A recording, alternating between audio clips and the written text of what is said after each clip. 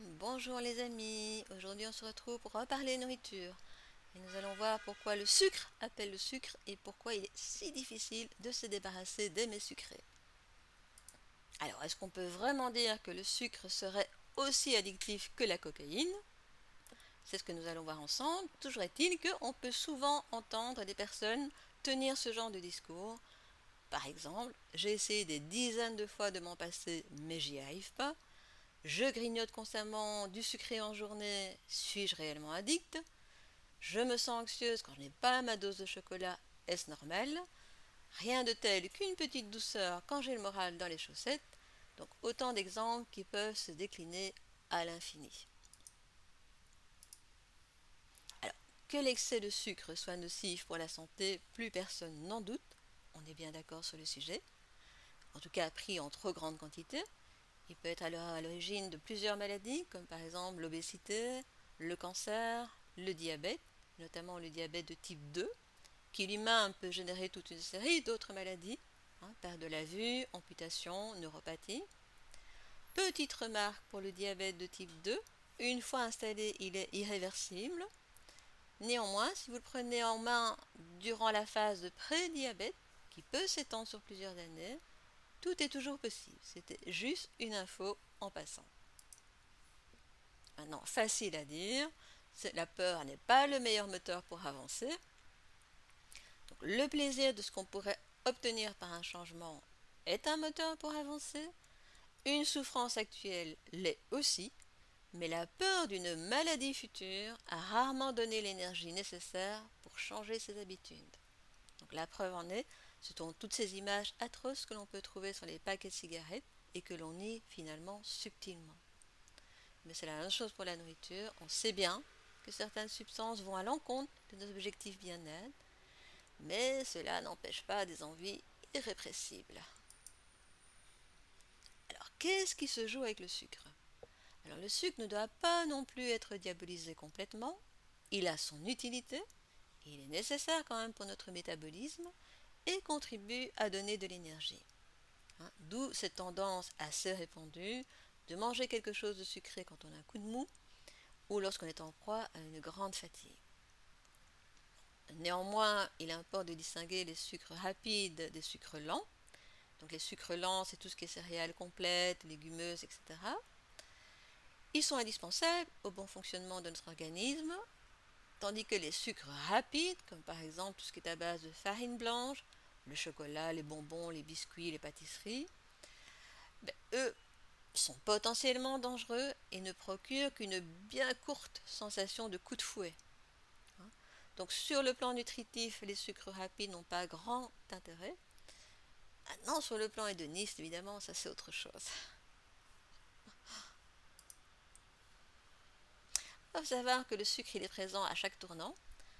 Il se trouve dans quasi partout, que ce soit de façon nette ou de façon cachée. Ainsi, il est largement utilisé dans la fabrication des plats industriels salés. Donc il y est ajouté comme exhausteur de goût.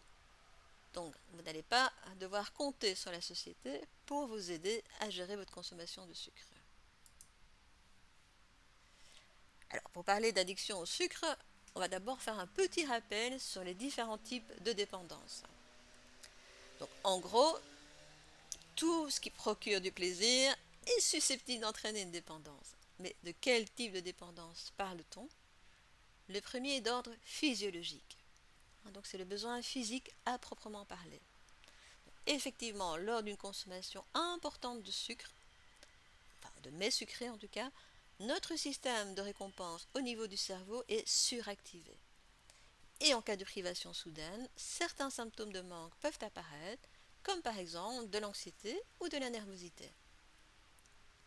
Alors j'insiste sur le fait que ça ne concerne pas les mangeurs occasionnels de sucreries. Il ne faut pas confondre envie et compulsion.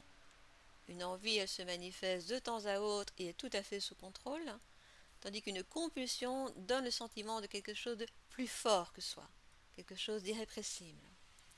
Et c'est pour ça qu'on compare l'addiction au sucre à l'addiction à d'autres drogues.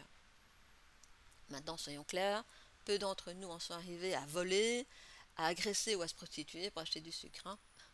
Et le sucre n'a jamais non plus remplacé la cocaïne en cas de manque. Bon, toujours est-il que plus on mange sucré, plus on a une sensation de faim et plus on retourne vers le sucré. Preuve à l'appui sur des scans de cerveau réalisés. Alors, parlant d'organisme, sachant qu'un déséquilibre en sérotonine, sachez qu'un déséquilibre en sérotonine, qui est donc l'hormone du bien-être, et en dopamine, rendent enclin aux dépendances. Donc c'est une piste à ne pas négliger. Avec des analyses sanguines poussées, vous pouvez vérifier ça. Donc, en cas de déficit de sérotonine, privilégiez les aliments riches en tryptophane, comme par exemple les amandes, ou prenez des compléments alimentaires à base de tryptophane ou même de safran, qui va aussi recapter la sérotonine. Idem pour la dopamine, il existe des compléments alimentaires qui vont aider à la recapter. Alors, l'épuisement des glandes surrénales, du pancréas et du foie peut également entraîner un faux appel de sucre. Le deuxième type de dépendance est la dépendance psychologique, émotionnelle. Donc, premier réflexe d'un addict au sucre, quand quelque chose perturbe l'univers de ses émotions, c'est de manger une douceur sucrée qui va venir apaiser, calmer, détendre. Donc, chaque émotion, et j'ai même envie de dire qu'elle soit agréable ou désagréable, est une incitation à aller chercher du sucre. C'est comme si on avait du mal à réguler l'intensité de ces émotions. Maintenant, si c'est des émotions désagréables, on va à l'aide du sucre tenter de les refouler. Tenter de refouler ce qui nous dérange. Et en fait, le cerveau va garder tout cela en mémoire. Il va garder en tête cet effet soit stimulant, soit effet anti-stress, soit effet plaisir, soit effet soutien qu'apporte le sucre. Donc cette dépendance psychologique, elle peut varier en intensité selon la personnalité de la personne, selon ses bagages, son environnement. Il semblerait que les personnes hypersensibles soient plus enclines à être addictes au sucre. Par ailleurs, le stress et l'anxiété ont l'art de libérer du glucose dans le sang, comme si l'individu était en état d'alerte et était prêt à faire face à un danger imminent.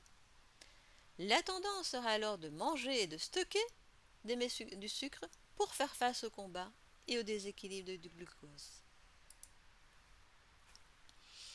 Enfin, le troisième type de dépendance est la dépendance comportementale. Il s'agit là de nos réflexes conditionnés, c'est-à-dire que notre cerveau va enregistrer toutes les associations que l'on fait.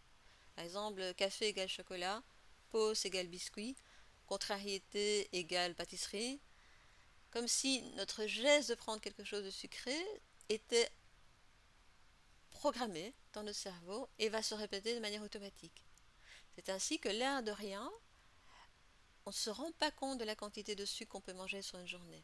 Si on demande aux gens de noter tout ce qu'ils mangent sur leur journée, ils sont parfois surpris de la quantité. Dans leur esprit, c'était moins. Mais parce qu'il y a des automatismes qui ont été installés.